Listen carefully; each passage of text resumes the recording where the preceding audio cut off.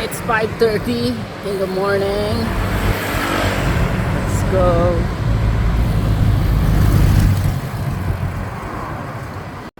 Let's go. Ang lamig.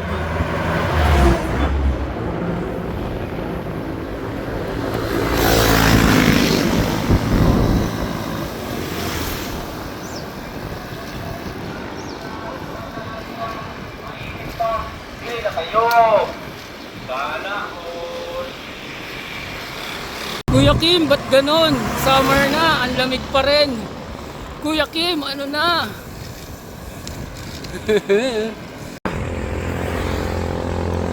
Alam ko na ang dahilan kung bakit malamig. Ayan o, merong hindi nagpatay ng electric fan. Kaya pala malamig eh. Ayan o, kaya ang lamig eh. Patayin nyo yan. Ang lamig na eh. Ayun o.